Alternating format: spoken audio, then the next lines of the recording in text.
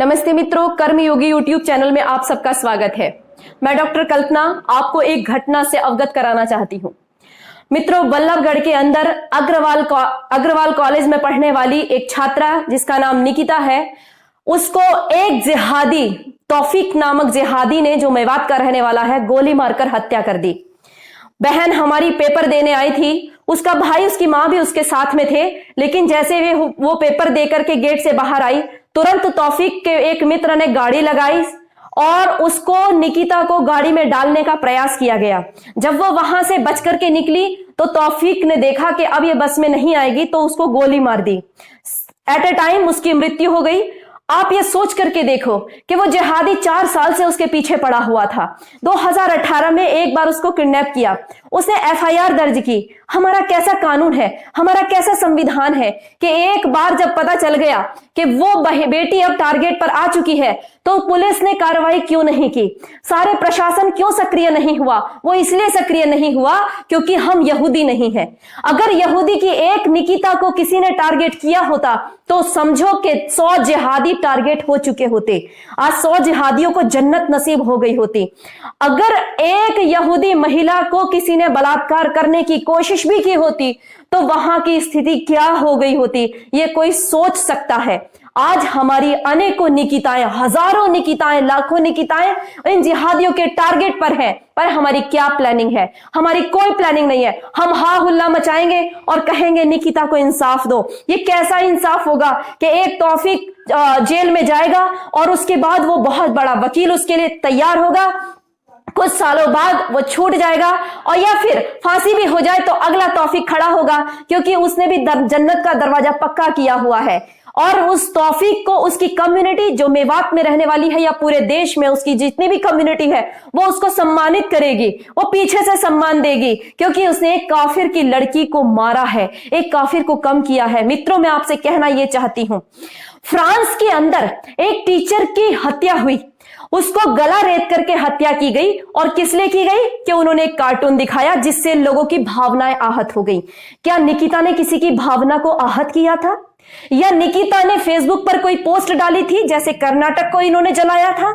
या निकिता ने कोई ऐसा इनके साथ दुर्व्यवहार किया था, किसी बहन को गोली मारी थी या किसी जिहादी को मारा था जिससे निकिता के साथ में इनकी पर्सनल दुश्मनी हो गई थी? नहीं, कुछ नहीं था, क्योंकि हमारे घर में पैदा होने वाली हर निकिता इनके टारगेट पर है, तो उसके पास मरने के अलावा कोई और ऑप्शन बचा नहीं है। या तो निकिता के पास ऑप्शन है कि वो इसके प्यार में फंसे और जिहादी पैदा करे, ज्यादा से ज्यादा जिहादी पैदा करे और इनकी कम्युनिटी को आगे बढ़ाए, या फिर एक ऑप्शन था कि वो उसके प्रेम जाल में फंसती। जब वो इसको इस्लामिक होने के लिए कहता तो निकिता मना करती और वो फिर उसकी बोटी बोटी काट करके सूटकेस में पैक करता, या फिर उसकी बोटी बोटी काट करके चाकू से उसको नाले में फेंक देता।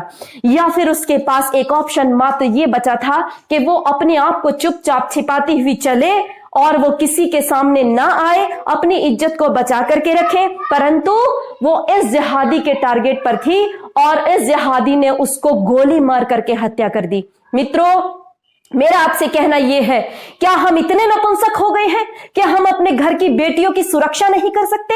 हमारा पौरुष क्या इसी काम के लिए है कि हम अपनी मूंछों पर ताव दें और जाकर के हुक्का पिए, बीड़ी पिए, सिगरेट पिए, हम शराब पीने में अपनी बहुत बड़ी शान दिखाएं? या हमारा केवल मूंछें हमारी इसलिए बनी हुई है कि हम केवल एक कम्युनिटी, या हम केवल इसके लिए लड़ाई करें कि मैं इस जाति का हूं, मैं उस जाति का हूं? कल कोई हाथरस की घटना हो, वो तो उसके घर वालों ने किया, वो बात अलग थी, वो एक बनाया हुआ नैरेटिव था। लेकिन ये तो हमें साफ दिखाई दे रहा है। आज मैं जितने भी फेमिनिस्ट हैं उनको आह्वान करना चाहती हूं, उनको ललकारना चाहती हूं कि तुम महिलाओं की आजादी के नाम पर, महिलाओं की स्वतंत्रता के नाम पर धब्बा हो, क्योंकि हमारी हर निकिता इन जिहादियों के, इन दुष्टों के, इन राक्षसों के टारगेट पर आ चुकी है और ये लगातार उसको समाप्त कर रहे हैं। मित्रों, याद रखो, ये जितने भी हमारा संविधान है या हमारा जितना भी लोकतंत्र वाला ढांचा है, ये इन राक्षसों के लिए बहुत बड़ा खाद पानी तैयार करता है। आज पूरे विश्व भर में जितनी भी समस्याएं पैदा हो रही हैं वो इन जिहादियों के कारण पैदा हो रही हैं। मित्रों, कोई अगर मुझे ये कहे कि आप इस्लामोफोबिक हो तो मैं तैयार हूं कि हाँ, मैं इस्लामोफोबिक हूं। मुझे हो गया है फोबिया, क्योंकि मैं अपने इस कम्युनिटी को बचाना चाहती हूं। मैं इस संसार में मानवता बचाना चाहती हूं।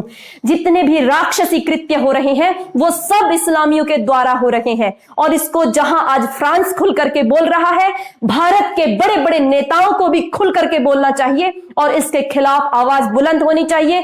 केवल आवाज नहीं, इसके लिए कार्रवाई के लिए हमारे यहां कानून, नियम और बहुत कुछ सख्त होना चाहिए।